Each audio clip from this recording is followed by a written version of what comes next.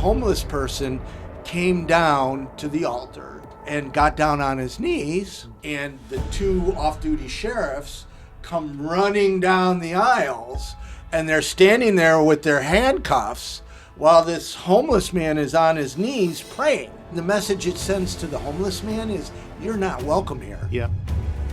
Homeless people don't need to say another prayer. They need Christians to start answering their prayers. Oh, that's a good line.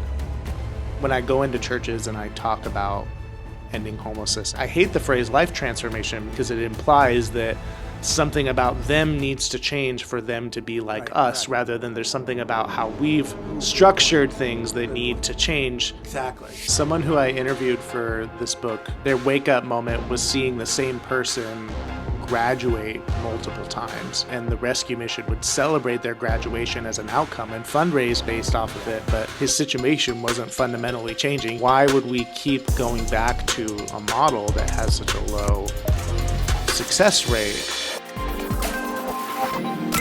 Today we're joined by Kevin Nye, an author. We're talking about faith-based organizations and homelessness. For those that don't know, 30 years ago, I was homeless. It was a church that helped me get off the streets. I ended up living in a church program for 7 years. No one should live in any shelter for longer than a few months. Shelter should be a transition point from the streets into housing. However, for many faith-based organizations, especially gospel rescue missions, they coerce vulnerable people into religious programming. They're not trying to prevent and solve homelessness. I don't want to give it all away because we're going to talk about it with Kevin, but I think it's important to level set here. There are some amazing, wonderful faith-based organizations that are truly working to help the most vulnerable and to prevent and end their homelessness. And especially in rural communities, there's only gospel rescue missions. We, all of us, are going to have to work together, which means temples and synagogues and churches and nonprofits and business leaders. It's the only way we're going to really put a significant dent into solving homelessness. Down below, I'm going to link to an article I wrote. I was chief marketing officer for a large rescue mission. The American Gospel Rescue Mission Association, wow, that's a mouthful, asked me to write a cover story for their magazine. I wrote about how to talk to the faith-based community about housing first. It is a great resource. I'm going to link below. So watch this podcast, listen to this podcast, share this podcast with everyone you know. So why do you write about faith-based homeless services? I mean, from what you just said, it's like a hobby?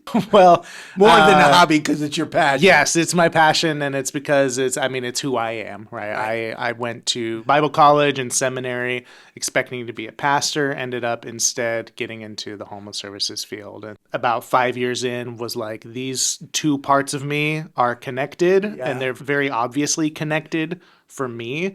But for the two communities that represents, they're not connected the same way that those are connected for me. I would like to do something about that. So that's when I decided to write my first book, and then that launched this whole side quest that I do now. Yeah. I've been wanting to do this with you. I've been wanting to have this conversation with you for a long time. Just our schedules didn't match. Yeah.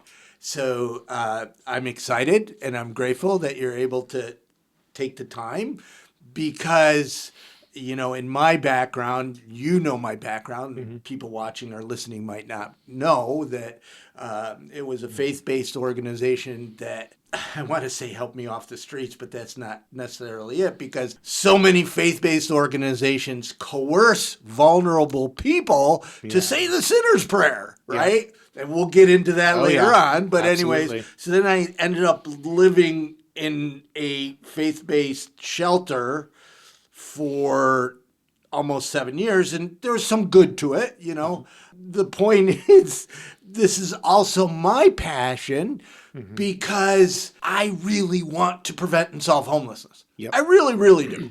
And in many communities, all there is a gospel rescue mission. Yes. And so, especially rural communities. Yes, absolutely. Right? And people have the best of intentions. It's kind of a business model and religious programming that has just kind of continues, yet the world has changed. There are some amazing faith-based organizations doing well. In fact, I was chief marketing officer for a very large rescue mission that we had more housing than we had shelter beds.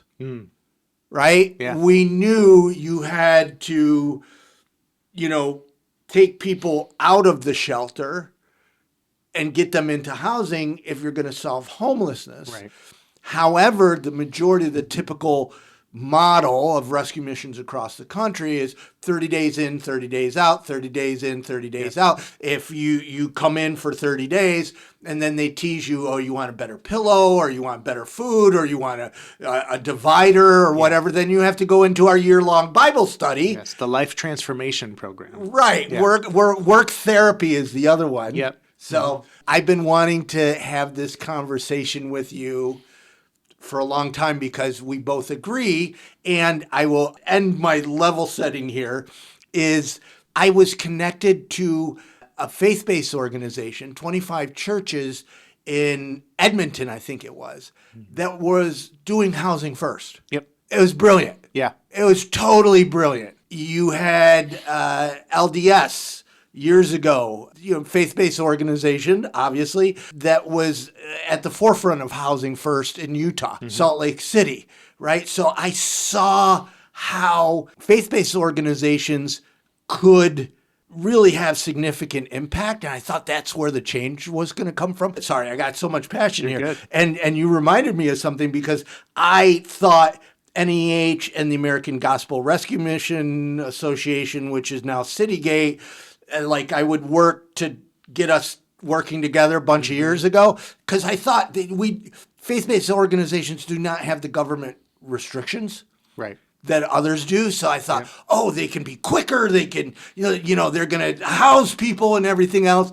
And so I had, and I went, oh, stink.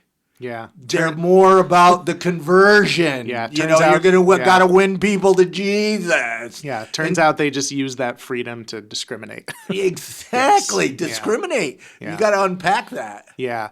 I mean, specifically, I think the biggest issue that they run into and that they are more or less vocal about it, depending on who you talk to, is they really don't want to do harm reduction, and they really want to discriminate based on gender and sexuality. Right. So many gospel rescue missions are very large shelters.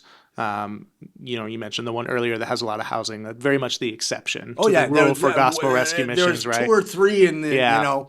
And so really like where their sort of Christian political identity lands is, well, we have to stand for these few social issues that, you know, most evangelical Christians would stand for, and, you know, the same-sex marriage, trans identities, or something that they feel that they have to win the culture war against, and to get most government funding for homelessness, you have to, you can't discriminate in those ways. Yeah. AGRM, the American Gospel Rescue Mission, and Citygate, I mean, they literally lobbied Washington, D.C. to be able to discriminate against LGBT. Yeah.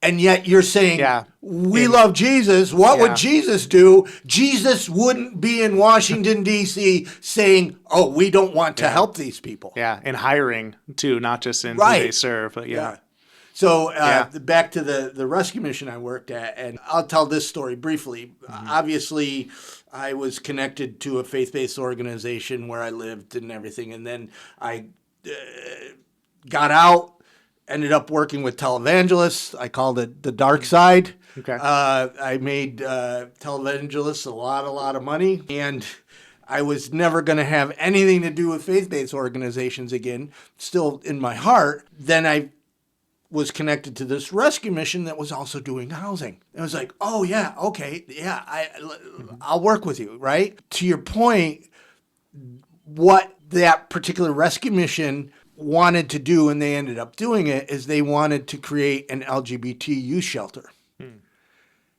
And the AGRM was lobbying against, Yeah. they wanted to discriminate against gay and trans people. Yes. And I remember the CEO, that we actually left the Gospel Rescue Mission over it. And I remember the CEO saying to the leadership of the Gospel Rescue Mission, now Citygate, let the pastors fight over the theology, right? We're here to help homeless people. Okay. And these gay kids are getting kicked out of their home, Right. right? And they got no place to go. Often by Christian parents. Right. And Yeah. they have no place to go. So we need to be able to provide services, and they're a very unique demographic. Yeah. So that's why we're going to build and create and operate a LGBT youth shelter. Yep. Imagine that. Imagine that. Imagine identifying a need and deciding to try and meet it. Right. There is change, but it usually happens in the rescue missions and the faith-based organizations that when the CEO, who is normally 87 years old, retires. Yep, exactly. From your perspective, maybe you wrote about it in your books, tell me about faith-based homeless services and what you see happening today and what you see as maybe a negative and a bright spot. Oh, interesting. So, and you keep saying you've been trying to talk to me for a while. I'm actually glad we waited because I've done a lot of research on this more recently, really the history of gospel rescue missions and how they got to where they are today. And something that when I was looking throughout the history that I wanted to know was, were there faith-based alternatives back then too? Or is that just something that emerged later as a response or as the culture changed? And what I found, and I guess I should have known just being a student of history, was that, contemporary to when the first gospel rescue missions were forming and that ideology was spreading is when the social work movement began with Jane Addams and the Hull House. And that was for them a faith-based movement. They didn't proselytize. They didn't feel that was part of what they needed to do as part of their faith movement, but they were explicitly acting out of their faith. And it's interesting that as time went on, you still learn about Jane Addams, but you learn it at social work school, sort of divorced from its religious origins. But gospel rescue missions kind of got to keep the Christian part. Like they got Jesus in the divorce, right? And so that was helpful for me to notice that at every point throughout history, even when gospel rescue missions were starting in this country, there were people of faith that embraced, what we would call best practices, believed in the whole person, believed that people don't experience poverty because they are inherently sinful, that the environment is more important than the individual. And so that has always been not just a historical thread, but something that people of faith have believed, but that's a part of history that's been forgotten. I think where that brings us to today. As homelessness grows, people are getting frustrated and they're pushing for laws that criminalize homelessness, which will only make the problem worse. Invisible People reaches more people, educating them on homelessness than all other homeless sector nonprofits and campaigns combined. But we do it on a limited budget. We don't have the funding they do. We are mostly funded by individual donations. And now that the economy is struggling, individual donations are disappearing, and we need you. I get it. You might not have the money to donate. Many people are struggling right now. Please share our content, share our videos. It really matters. And if you do have some funds and want to help be part of the solution to solve homelessness, please visit invisiblepeople.tv/donate. Our important work stops without you. But that's a part of history that's been forgotten. I think where that brings us to today, I think that the big difference between faith-based organizations that follow best practices and the ones that don't is that the ones that don't have a Citygate, right? They have someone who speaks with one voice collectively for all of them. And what I learned when I started meeting all of these different churches and faith-based organizations across the country, who I would say are doing amazing evidence-based, housing first, harm reduction, trauma-informed type work, is that they're really doing it in isolation. Yeah. They don't know each other. They come to conferences, but they come with their orgs, right? Like me, and they don't know who else in the room is a person of faith. And so there's just a sort of a disorganization out there. Like you have to hear about them to know that they're doing really good work in their community. Did you study the first rescue mission, the New York Rescue Mission? Mm-hmm. Jerry McCauley. Right. I read his biography in preparation for my book. So it's a brilliant story because it really was the first time. I mean, if you could look back to our current welfare and all that, and it was when people were, you were either the worthy poor or the unworthy poor. Yep. Which we're kind of going back to a little bit, sadly, absolutely. right? Yeah. And he got saved. I like to call it preserved. He got saved in Sing Sing, and then started the Macaulay Water Street Mission, I think it was, which became the New York Rescue Mission, which is now the Bowery Mission or whatever. But it was really how the whole movement kind of started. Yeah. So I went into the biography expecting to not like the guy. Yeah. Like I was prepared to see like, oh, the seeds of what this became were here from the beginning. And really that was not my experience. Right. It was to help everybody. Yeah. And I think the really interesting thing I came away with was one that like he sort of earns the right to talk to people about Jesus because he's one of them, right? Like he slummed on Water Street before he went to Sing Sing, right? Like these are his people.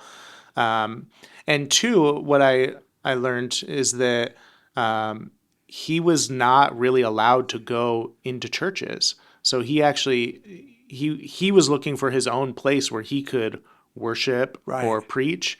And the best he could get was a conditional church membership at the United Methodist Church downtown. Like they kept him like at arm's length because he was poor. Yeah. Right. And so what he founded what he needed, which was a combination of social service, food, and spiritual care and community. And there's something really beautiful about that. And I think what ends up getting distorted is that when later it's folks who don't come from that community who are sort of treating it like Skid Row is a mission field, right? Like Christian missionaries might go over to somewhere in Africa. That's exactly what's happening. That's how we treat downtown now. Right? And it's the wealthy pastors. For those of you that are listening, I'm holding out my hands. Are you hungry? That's like a burrito. And then I pull it back. Say the sinner's prayer. Are you hungry? Yeah. Say the sinner's prayer. Yeah. And it's sing for your supper. Sing for your supper. Right. Yeah. Often they say they have to win the lost, right? Mm-hmm. And the lost are in the church pews because the people that are on Skid Row, they know scripture probably better than the senior pastors. Absolutely. Because they have to sit through preaching just to eat. Yeah.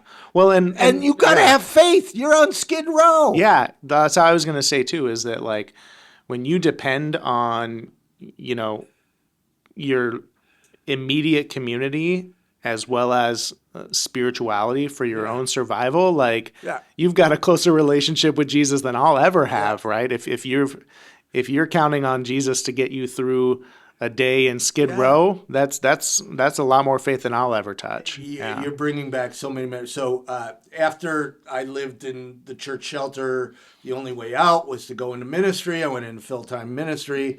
I was working in a large church in the Midwest. A homeless person came down to the altar and, in front of the church and everybody, and got down on his knees. I don't know what he was thinking, probably giving his life to the Lord. That's what people do in this moment.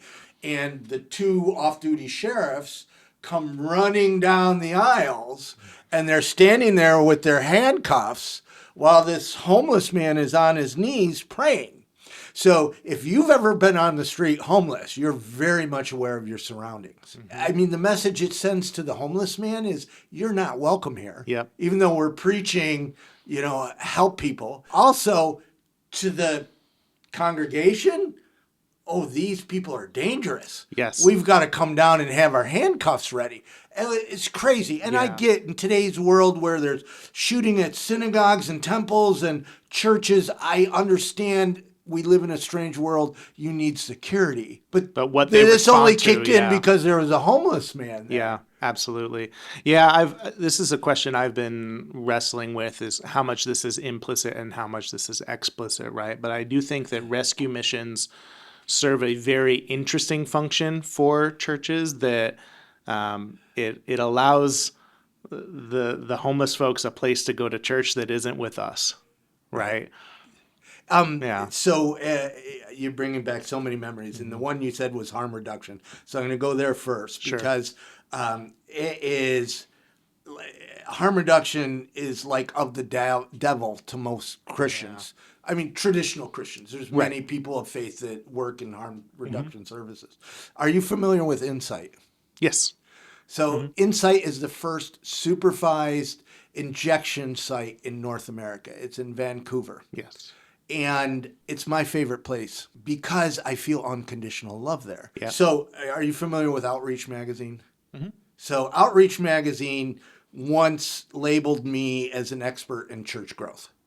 Okay. And church growth, it had nothing to do with spirituality, right? It's just marketing. It's common sense. So when's the number one time that a family is looking for a new church? Christmas? No, summer, because then they can say they're on vacation or assume because all of a sudden they're not going to the new church. So what happens is the husband says, okay, he's going to stay back and watch NASCAR and say, honey, you go pick out a new church. Yeah. Okay. So the first thing that she does walking into a new church, she goes to the ladies' room.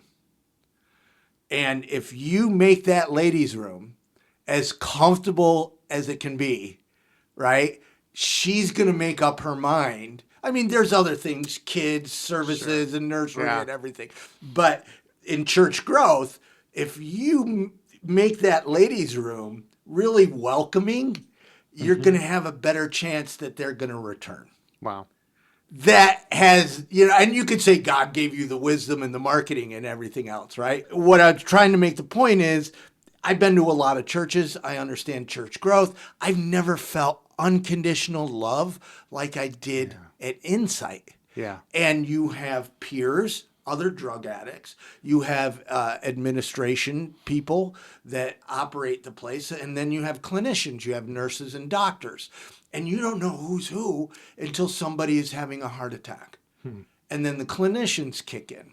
So I was in Calgary, and there was a Christian nurse. I've read this article. Why I help addicts shoot up? Yep. Because Jesus would. Yeah. Jesus. And it was such a great piece. Right. Yeah. So people are against harm reduction, thinking that they're enabling people to use drugs, but they're just enabling people to stay alive. Yeah.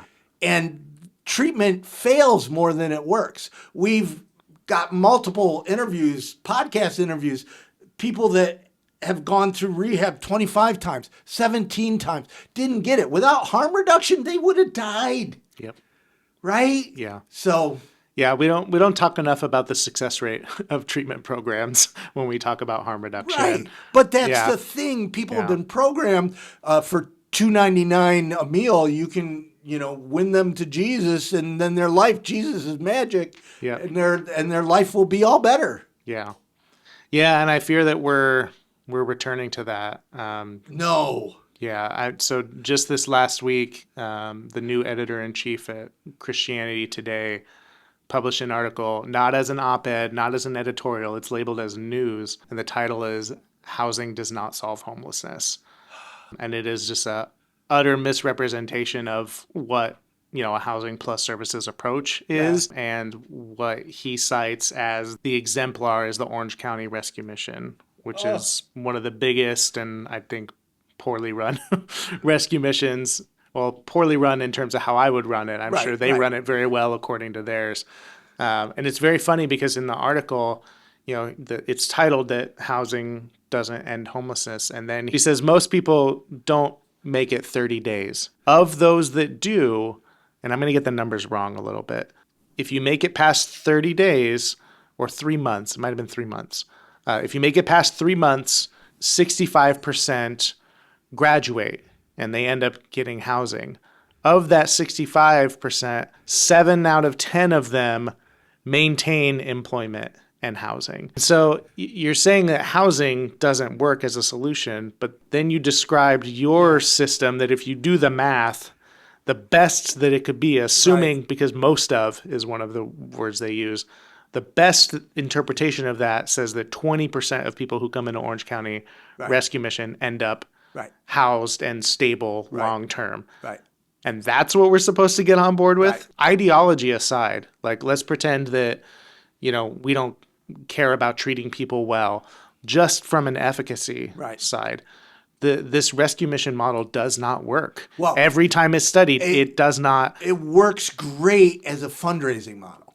And that's why it's so hard for them to change. And I'm not saying people have bad intentions. None of us like change. And they've built their organizations off fundraising to win the lost. So they're fundraising for that year-long Bible study program. Yeah. Well, but they do it by, and I think this is where I would push rescue missions if ones that were wanting to change, right? And I think there are some that are. Is that I think you could fundraise really well off of like we are solving homelessness. We're solving homelessness in the name of Jesus, right? And I think what's unfortunate is a lot of rescue missions are marketing themselves that way, but they're doing the other thing, right? They're pushing the conversion. Yeah. Let's say the sinner's prayer. Yeah. So Alan Graham from Community First in Austin, Texas, said something that has always stuck with me. He said, homeless people don't need to say another prayer. They need Christians to start answering their prayers. Oh, that's a good line. You know what I mean? Because Jesus isn't magic. You just have somebody, say the sinner's prayer on Skid Row. If you're not helping them get into housing or helping them get off drugs or helping them with their mental illness. So to your point, this graduation model. So because they don't track how many people that they didn't allow in, like say if they were gay or they were in a wheelchair or they were taking psychotropic medications or they were disabled or had mental illness or whatever. Or they were drunk at the time. They exclude a lot of people. Then it's forced Bible study twice a day, mandatory religious programming, mandatory church. So people say, oh my gosh, I'm tired. I'm going to go inside, have 3 hots for a cot for a little while. And they're really not in right mind and they agree to going in and they're like, oh my gosh, they're forcing me to work. And work isn't bad. I want to clarify this. Right. You're working 60 hours a week without any real compensation. Yeah. Right? There's laws against that. Right. What's happened is a lot of faith-based organizations, they get out of paying maintenance staff, janitors, Books. Yeah, right. By doing this work therapy. Yeah. There's actually been some lawsuits recently where Salvation Army has had to compensate people because of this work therapy and not paying.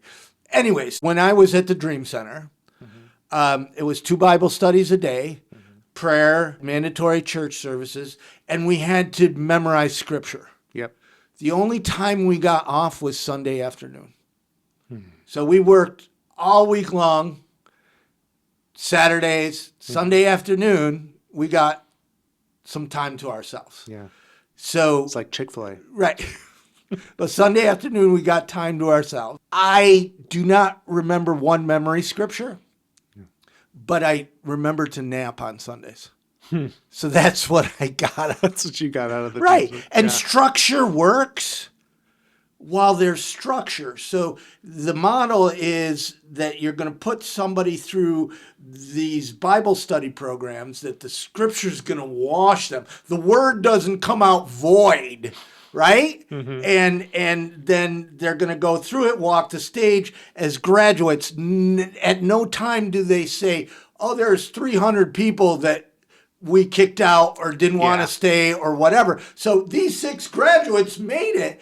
And then when the structure is gone, because there's no support, I mean, probably some places do have support, but in most rescue missions, most faith-based organizations, after they graduate, there's little support for them to go get a job Right. and back into society Yeah. where housing is important. Yeah. Someone who I interviewed for this book, their wake up moment, they worked at a rescue mission.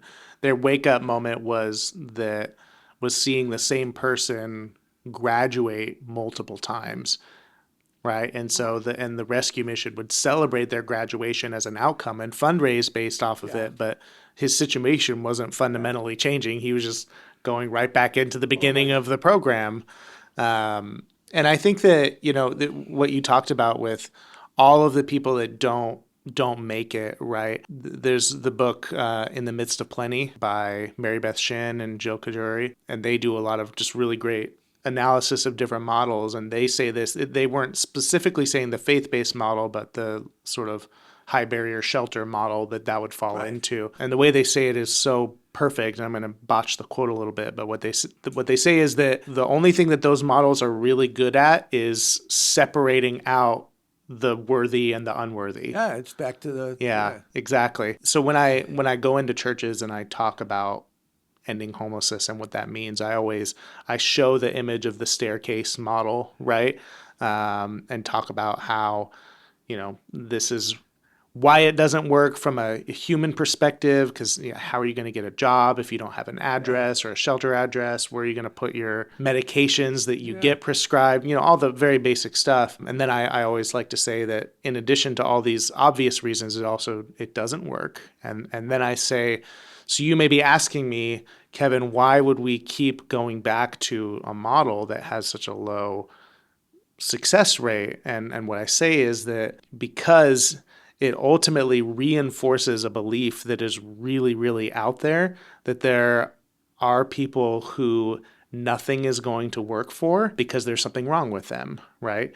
And it drives that idea that if this fails, it's not the model that's the failure, it's the person. Right. And if we fundamentally believe that... But Jesus is magic. Right. If we fundamentally believe that homeless people are immoral, are wrong in some way, and that's I hate the phrase life transformation again because it implies that something about them needs to change for them to be like us, rather than there's something about how we've structured things that need to change that can allow someone to be part of us who should be. But I think that's why that model is so appealing, because it never challenges the structural ways that we've ordered the world that leave a lot of people on the outside looking in. We allow these very specific avenues for them to come be like us, but they have to get put through boot camp in order to be like us. A lot of it is religious programming, and one of the aspects of it that is the most dangerous that I have seen And again, people have the best intentions, and this is the programming that we, this is why you have people on the street corner with a bullhorn, yelling, "You're a sinner, you're going to hell." That repels people from Jesus. It Oh, yeah, doesn't make absolutely. people don't say, "Oh, I want to scream on a street corner." Yeah. But I had a friend, homeless, who lost his leg, and he wouldn't get help because he was waiting for his miracle. So even sometimes Jesus works through a doctor, right? Exactly. But you have vulnerable people who were withholding basic needs like food and shelter until they sit through preaching, and the preaching is often done just by anybody, Yeah. right? And they're sharing. You've got to have faith. Mustard seed in a mountain, and you can, and Jesus will heal you. And I have seen people refuse services because they were taught Jesus was magic, basically. That's awful. No, and you mentioned that the preachers are anybody, right? And I know that for a multitude of reasons. One of them being I went to seminary, and there was a year where, I'm supposed to be practicing preaching outside of class, and I hadn't had many opportunities in my church. And what they would tell me and all these other students was, go to the rescue mission. They'll let you preach. Because they just have an open pulpit, Right. and so it's very And it's very counterintuitive, right? Like they believe that the people who stay there desperately need Jesus, Right. but they're not, but they'll let anybody preach, Right. right? So it's like you can't have it both ways. You can't say, oh, these are the people, they need Jesus so bad, but we're gonna send them like our B-list preachers every night. My big Yeah. wake-up call, because I was in full-time ministry for many years, different, either in discipleship programs or executive leadership. And, every Sunday we would go to the poverty area. It could be a trailer park or someplace where there's homeless people. And you would go in and you would cook hot dogs, and you would have the choir sing, and you would give out flyers to come to church on Sunday, maybe even operate a bus for them to come in church on Sunday. Yeah. And you did that once a week, right? And then Yeah. you would bring them into the church, they'd say the sinner's prayer, and you'd be able to have that sales quota. We saved 6 people from the trailer park, right? Yeah. And that is the model. And I bought the Kool-Aid. I thought that was the model, right? Once a week, cook hot dogs, sing some gospel stuff, bring them to church. Jesus is magic. And then I got my first job working in homeless services. We were out in a van 40 hours a week connecting with homeless people, trying to get them into treatment, trying to get them the help they need, trying to get them into mental health support, or trying to get them an ID, or trying to get them into housing. I mean, it was such a difference. Yeah. Like one is like almost a game and a facade, and the other one is you're actually trying to help people. Right. And that was my real big wake-up call. Yeah, 100%. Yeah, and I think there is this sort of fear too, because I don't know that folks who work in homeless services are always want to admit how much our sector does depend on faith-based organizations to meet a lot of basic needs, even if they don't agree with how they do it, right? So when I was in Hollywood, and because I learned this from the people who lived outside, right? There was the Wednesday lunch at the Presbyterian Church. The Adventist Church was open on Thursdays for showers. Tuesdays and Thursdays, the United Methodist Church had a hygiene closet and clothing closet on Mondays. Right. And those, like, more or less, I liked how some of them did it. I didn't like that some of them would make them listen to hymns and stuff, but they're filling something that if they went away, we'd probably be in trouble. Right. And so there is a relationship there that both like to ignore the other side of, rather than facilitate any like meaningful dialogue between. I'm going to segue a little bit. Back when I worked at Rescue Mission, do you remember the 100,000 Homes campaign? Yes. Okay, so the Community Solutions ran a campaign to house 100,000 people across the country using Housing First. It was brilliant. 60 Minutes did a piece on it. I was part of a listserv with all these leaders from Rescue Mission. There was a guy on the 60 Minutes piece that was housed, and he was still drinking, but he was alive, right? I don't remember the piece exactly. It's a couple years and many years, but basically he was saying, I'm inside and I'm not having heart attacks like I was outside. So all these leaders of the rescue mission, like, he's still drinking inside. Oh my gosh, how could you be drinking inside? They didn't see how housing saved his life. Wow. Right? So housing is the first step, because if you're going to the bathroom behind a dumpster in McDonald's parking lot, life sucks. Might as well have a beer. And I'm not advocating for, I have 30 years sober. I'm just saying, let's put it in perspective. Right. So AGRM reached out to me at the time. I wrote, and you might have even read my article, I'll link to it in the description, how to talk to the faith community about Housing First. And that was inspired by the 60 Minutes piece and these rescue mission executives having such an issue because the guy was still drinking inside. Right. My mom drinks a beer inside, right? I was going to say, how many of them when she was alive? Yeah. How many of them went home that night and had a beer Right, and a glass exactly, of wine? Right, exactly. Yeah. It's so judgmental. I was honored. It was a cover magazine story. I made a lot of enemies. They hated it. I mean, there's a couple people said you made some good points. The premise that I used is, as faith leaders, like, Jesus is cool, right? Jesus is awesome. We should be the leaders in housing homeless people. Yeah. We should be the leaders. We shouldn't be fighting solutions that the evidence shows saves lives and saves taxpayer money. Right.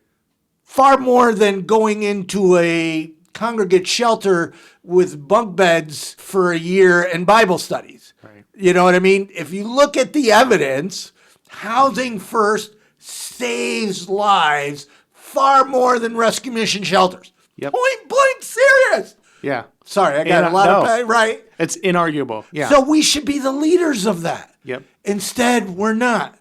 So what I want to ask you is, how do we change? There are some, and it's slow, but how do we get faith leaders to start changing the models from just this coercion, say the sinner's prayer, to, hey, we really need to prevent and solve homelessness, and we do that by helping people with their actual needs. Yeah.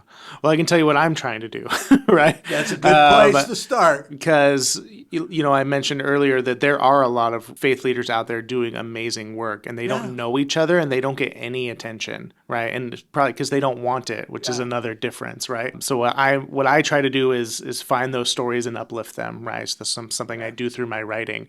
But the other thing I'm trying to do is to get them together. So me and a couple of other folks have started a national faith coalition to end homelessness, with this idea of, like, let's find everyone out there who is spread out and disparate, bring them together under one banner, like kind of like the Citygate, but for the good guys. Right. and see what we can do, right? Because what I encountered when I was going around to churches is I was in North Carolina meeting one pastor who was kind of just at the finish line of developing permanent supportive housing on their property. And then a month later, I was in San Diego talking to a pastor who was like, yeah, we got all this extra land. We're thinking about doing something with it for homelessness. I'm like, you two need to meet, right? Besides me being the bridge between them, they would have never heard of each other. Yeah. So the idea would be that, the church that has done this already, that has cross the finish line, can then be put in partnership with a church that wants to do this, to talk about how to find a developer that's mission aligned, how to apply for the tax credits, how to find a good service provider who's going to come in and do the supportive services, right? Like, there's things that folks who have already done it who can then coach and facilitate other people who are trying to do it. And that applies to more than just building housing on your property, but anything that churches want to do. Somebody out there has done it and done a really good job of it, and has made mistakes that you can avoid, and has done things right that you can emulate. Well, and you can still have church services. You can still have faith services. Yeah. So the rescue mission that I worked for that had 200 housing units, 150 shelter beds, still had church services. They weren't mandatory. That's the difference. Mandatory, Yeah. right? Jesus mandatory. We're trying to force Yes. Jesus down people's throats, and it doesn't work. Yep. You can't force people to change. What you can do is show the love of Jesus through helping them get out of homelessness. Yeah.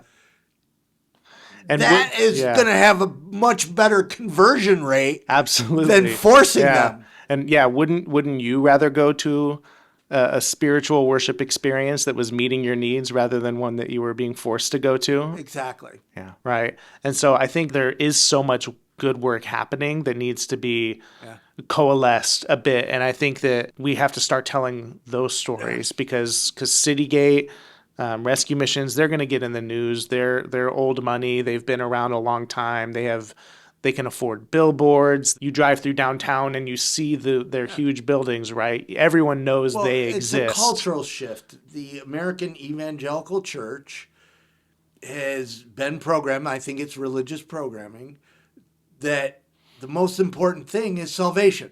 Right. We don't care that you're dying right now because when you die, you're going to heaven if you say the sinner's prayer. Yeah. So theology aside, and let's say you're right, okay? You're going to go to heaven, say the sinner's prayer. We just can't let people live in these horrible conditions. Yeah. I mean, the leading cause of homelessness is the lack of affordable housing. For every $100 increase in median rent, homelessness increases by 9%. Yeah. 19,000 new people are entering into homelessness each and every week. Yeah. That's a crisis. Yep. Just saying the sinner's prayer isn't going to stop that. No. But as Christians, we have a very loud voice. I mean, we're electing Donald Trump. Yeah. We could put that voice to pushing for real solutions. Yeah. And I think that's the change, but we have to, I mean, I think, and we're coming to an end. I wish I had thought this angle earlier. I mean, Christian nationalism hurts all of it because Christian nationalism is really, another soft word or soft phrase for racism. Right. Yeah. I mean, I think at the end of the day, there are people who will not be won over. There are people that are deeply embedded in Christian nationalism, and I'm not particularly interested in trying to change their minds. Maybe that's someone else's work. It's not mine. Where I see my lane and what I've seen work is finding folks who are really energized about homelessness already, who look at homelessness and say, this is wrong. And I think that they need more than a prayer to get out of it, giving those people who I think there are more of them than there are of Christian nationalists, giving them the toolkits, giving them the community, giving them the best practices and the narratives and the language to go and do what their faith compels them to do. The American Evangelical Church could end homelessness tomorrow if it wanted to. Yeah. It really could. Mm-hmm. One of the things I used to do when I would speak is I would go into whatever city it was, and I would do the homeless count. Let's say there's 1,400 homeless people. Mm-hmm. And then I would do how many churches are in this zip code. Yeah. And there would be like 7,000 churches. And I get not everyone can house somebody, but financially they could support solutions, right? But they don't. Right. And I really believe that, and I'm talking to everybody watching and listening, because Kevin, I know you agree with me, but I really believe strongly that the faith-based organizations could and should and hopefully will have a significant impact in solving homelessness, which means working with the National Alliance to End Homelessness, working with your local COCs, Continuum of Care, working with your community, not to just build your organization, but to build community-wide systems that prevent and solve homelessness. Yeah. I think I stole this line from you, so I'm now repeating it back to you. I think you said this once when I was talking to somebody at an Alliance conference. You said, you said something to the effect of, I don't think that like faith leaders are going to be the ones to end homelessness, but we won't do it without them. Yeah. I might have said that. Yeah. I don't Sounds like remember something you would say. Well, I was really big on it, and then Yeah. then it was mutual aid groups. Then Yeah. I saw mutual aid groups stepping up, and there's some of them that are really connected to homeless services. Yeah. They're running HMIS, Homelessness Management Information Service, and they're filling the gaps in services that nonprofits are not able to provide, Yeah. which makes the community system stronger. Yeah. And faith-based organizations could do that. Yes. And Yeah. in some communities there are. I Yep. mean, we did a documentary in Dallas. A Stew Pot is one of my favorite. They even have a transgender medical clinic. A Christian organization helping hurting people. Oh my gosh. Yeah. You're right? Mm-hmm. So, anyways, we could talk for hours. Thank Yeah. you very much. Absolutely. How do Glad we people got to do this. get a hold of you that want to be part of this coalition? Yeah, so the coalition is the National Faith Coalition to End Homelessness. We're nfceh.org. You can find me, just put my name in any social media. I'm probably there.